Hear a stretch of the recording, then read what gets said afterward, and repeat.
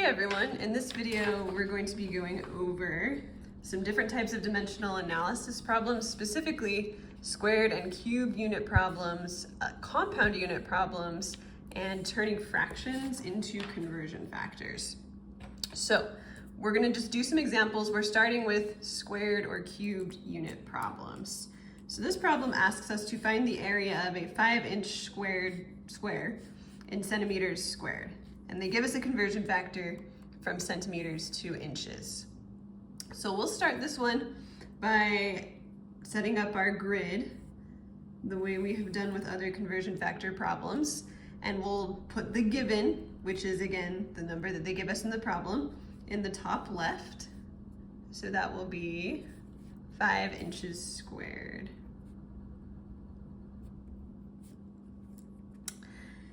Then, remember, we need the unit that is on the top in our given to end up on the bottom so that it will cancel out.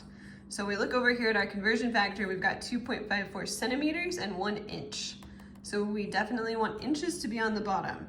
So if I go ahead and write like this, 1 inch and 2.54 centimeters, I have inches squared on the top and just inches on the bottom. So the inches doesn't actually cancel out inches squared. For inches squared to cancel out, I need inches squared on the bottom. So the easiest way to do this is to multiply by this conversion factor again. So I'm actually going to add another space for another conversion factor, and then I'm just going to rewrite this one. So we're going to multiply again by 2.54 centimeters over 1 inch. And since I have inches here and here, we multiply those together, that's actually inches squared. So both of these inches would cross out with that inches squared right there. And then I would end up with centimeters squared on the top, which is good because that's what the problem is asking for. So when I multiply this all out, I will end up with 32.258 centimeters squared. Technically, with significant figures, since this measurement only has one significant figure, I should probably round this one to just one significant figure. So that would be 30 centimeters squared. So that is how you do a squared problem. This one was squared. If you have a cubed measurement, you would just use 3 conversion factors instead of 2. So very, very similar. All right, let's move on to our compound unit problem. So a compound unit problem is where you are trying to convert a measurement that has more than one unit. It's usually going to look like a fraction. So we're trying to convert a speed, meters per second, into miles per hour. So we've got meters and seconds that we need to convert. So let's go ahead and set this up. Again, we're going to have a grid like we've done before. And we'll start by putting 5.6 meters on the top. Okay, now this next part is really important to understand. This measurement is meters per second. Now, there's not a 1 written right here before the seconds, but it's implied. This is 5.6 meters for every 1 second. So I can actually write this as a fraction to start my dimensional analysis. So I would write 5.6 meters, and then I would write it over 1 second. Again, anytime you have a compound unit, or units that look like fractions, there's not going to be any number written on the bottom, but it's actually a 1. This is the number of meters per 1 second. So we need to convert both of these. We need to convert meters to miles and seconds to hours. We're going to focus on one unit at a time. So let's focus on meters first. They gave us a conversion factor that is kilometers in a mile. That doesn't really help us yet because this conversion factor doesn't have meters in it. So we need to convert from meters to kilometers. So we need to remember that there are 1,000 meters in a kilometer. So we'll put 1,000 meters down here, and 1 kilometer up here. Then we can use this conversion factor right here. Again, there are 1.609 kilometers in 1 mile. So kilometers cross out. Now, if I were to solve this, I would end up in miles per second, but I want miles per hour. So now I need to go ahead and convert seconds into hours. And even though there's a couple of conversion factors in between, I can actually just keep going in my problem here and add some more conversion factors to get from seconds to hours. Hopefully you know just from your life experience that there are 60 seconds in 1 minute and 60 minutes in 1 hour. Those are our conversion factors that we're going to use. Since seconds is on the bottom, we actually want to put 60 seconds on the top right here. That's per 1 minute. Seconds cross out. And then we want to get to hours, so we can then say there are 60 minutes per 1 hour. And that is our problem. That was a lot of conversion factors, but we went really slowly. We made sure everything canceled out. So we're gonna get the right answer. When we multiply this, we end up with, on the top, 20,160, and that's gonna be miles. And then on the bottom, we end up with, if we multiply everything on the bottom, 1,609, and that's gonna be hours. And then we'd want to divide those, and we would get 12.53 miles per hour. Or if we want to round to sig figs, that would be 13 miles per hour, because our measurement here just has 2 significant figures.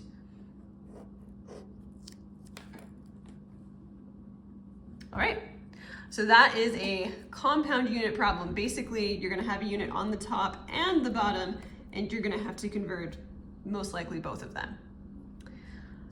Last thing we wanna talk about with conversion factors is finding conversion factors in a problem, especially when they are in the form of a fraction. So this problem is asking us, what is the volume of a 53-gram sample of tin? And it's telling us the density of tin is 7.31 grams per centimeter cubed. So if they're giving us 2 numbers, like notice in this problem up here, they didn't give us 2 numbers. This one, we're taking a compound unit and we're trying to change it into other units.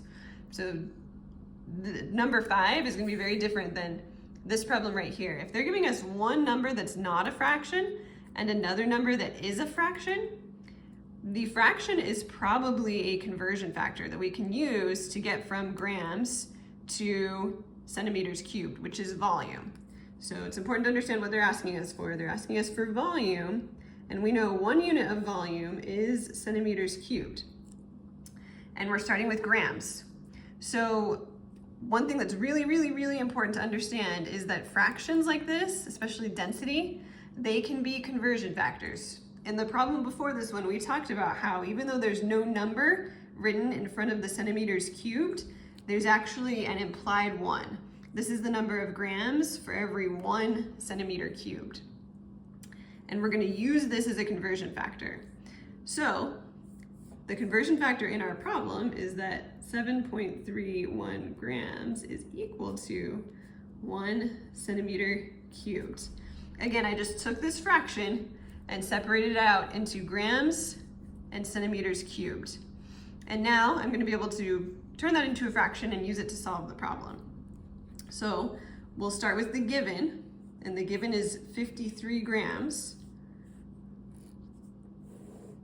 So we'll put 53 grams up here. And then we want to cross out grams. So we'll put the 7.31 grams on the bottom and the 1 centimeter cubed on the top. That will cross out grams, and we will end up in centimeters cubed, which is a unit of volume. And then if you put that in your calculator, you end up with about 7.25 centimeters cubed. And since we want to round to significant figures, this measurement has 2, so we should round that to 7.3 centimeters cubed. All right, so just to clarify, sometimes people are confused about which number to start with in these problems. Do you start with the 53 or do you start with the 7.31? If they're giving you 2 numbers and one of them is a fraction or something that looks like it could be a conversion factor, start with the one that's not the conversion factor. Start with the one that's just 1 unit. If they're giving you 1 unit and they want you to get to another unit, start with the number that's not a conversion factor. So we can even write that in. Start with the number that isn't a conversion factor. Okay, let's look at one more example where we are turning a fraction into a conversion factor. This says the world's fastest street legal car is the, I don't know how to pronounce this, but it's this car, which can reach a speed of 285 miles per hour. At this speed, how many miles could the car travel in 45 minutes? So let's figure out what conversion factor we're going to use in this problem. We've got 2 numbers. This one is just minutes. This one is miles per hour. So our conversion factor is going to be the one that's a fraction. And like we've said before, there's an implied 1 before the hour. This is the number of miles that the car can travel in 1 hour. So our conversion factor is 285 miles per 1 hour. All right, let's set up our problem. The number that they're giving us to start with is 45 minutes. So looking over here at our conversion factor, we can't use it quite yet because we have minutes, this has hours. So we need to convert our minutes to hours. We know there are 60 minutes in 1 hour. So minutes cross out. And then we can use our conversion factor. 1 hour is 285 miles for this car. So if we multiply across the top, we end up with 12,825. And that's miles. We still have 60 on the bottom. And so we would divide that by 60, and we get about 213.75 miles.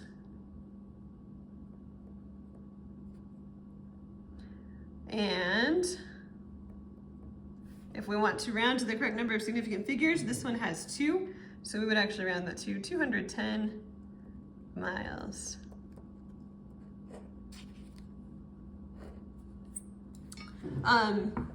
Now that makes sense. Whenever you solve these kinds of problems, you want to look at your answer and think, okay, does that make sense based on the information in the problem? This car goes 285 miles in 1 hour, 45 minutes is less than an hour, and 210 miles is less than 285. So that is a number that really makes a lot of sense for our answer. So we can feel good about that. And those are our 3 different types of dimensional analysis problems.